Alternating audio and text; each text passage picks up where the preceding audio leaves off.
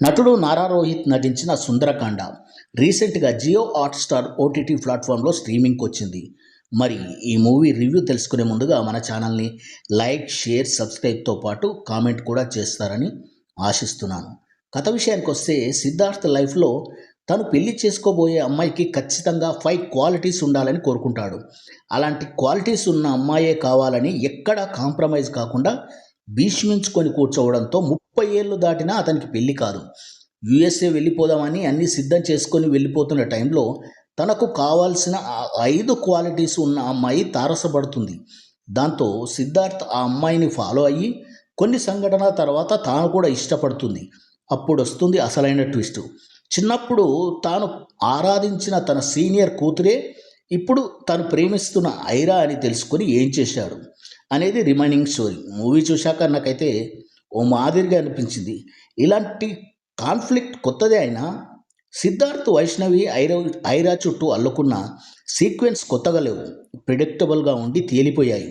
ఐరా చుట్టూ అల్లుకున్న ప్రపంచం, సింగిల్ మదర్, ఈ కాన్సెప్ట్లో కూడా ఎక్కడా ఎమోషన్ లేదు. వైష్ణవికి చిన్నప్పుడు తానే ప్రేమించానని తెలియకూడదన్న ఉద్దేశంతో సిద్ధార్థ్ చేసే పనులు ఇమ్మెచ్యూర్గా అనిపిస్తాయి. సత్య, సునయానల కామెడీ కూడా అంతా వర్కౌట్ అవ్వలేదు. అభినవ్ గోమాటం కామెడీ కూడా పెద్దగా ఏం లేదు. లాజిక్ల గురించి ఆలోచిస్తే అవసరమైనంత సినిమాటిక్ లిబర్టీని కొత్త దర్శకుడు వెంకటేష్ నిమ్మలపూడి తీసుకున్నారు. కొన్ని సందర్భాల్లో కొన్ని సీన్స్ అస్సలు డైజెస్ట్ కాదు. ఇలాంటి ఫ్యామిలీ డ్రామా సినిమాలకు భావోద్వేగాలు ఆయువుపట్టు. వాసుకి పాత్రను కేవలం తన తమ్ముడికి అవసరాలకు పనికొచ్చే పాత్రలాగా మార్చడం బాలేదు. కానీ కొన్ని చోట్ల క్లీన్ కామెడీ వర్క్ అయింది.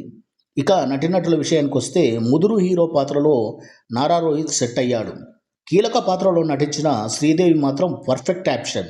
స్కూల్ గౌన్లో చిన్నప్పటి వైష్ణవి పాత్రను కూడా ఆమె పోషించడం విశేషం. హీరోయిన్గా వృతి వాగాని చలాకీగా బాగా నటించింది. సీనియర్ నటుడు నరేష్ తండ్రి పాత్రలో ఒదిగిపోయాడు. కెమెరా వర్క్, మ్యూజిక్ బాగానే ఉన్నాయి.